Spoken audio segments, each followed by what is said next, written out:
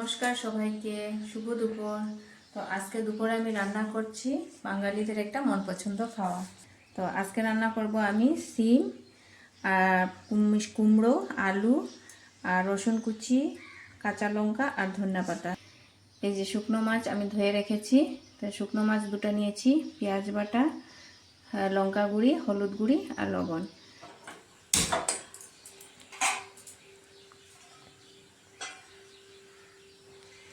প্রথমে দেব তেল,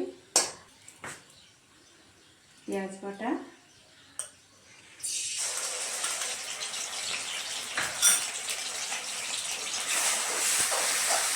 আমি হলুদ গুঁড়ি, লঙ্কা গুঁড়ি, তারপর দিয়ে দেবো আমি এই শুকনো মাছটা।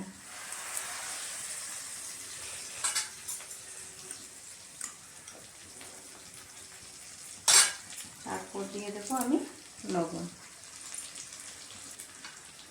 তারপর দিয়ে দেবো আমি সবজিগুলো।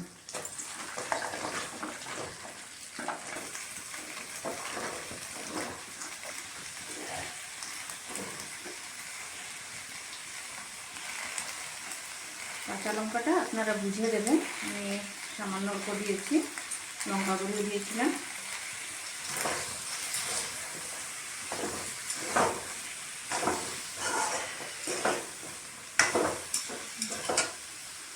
জল দিয়ে নাড়াচাড়া দিয়ে আমি ঢাকা দিয়ে রাখবো, এটা ঢাকা দিয়ে রাখবো। দেখি সিদ্ধ হয়েই গেছে। এই যে থেতো করে আমি রসুন রেখেছিলাম, এই রসুনটা আমি এখন দিয়ে দেবো, গন্ধটা চলে যাবে।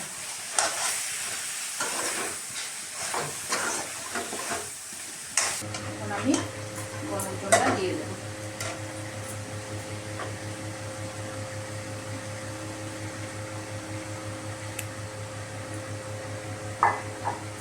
এই রান্নাটা খুব ইজি, আপনারা একবার বাড়িতে অবশ্যই ট্রাই করে দেখবেন, খেতে ভালো লাগে। এখন আমি ধনিয়া পাতা কুচি দিয়ে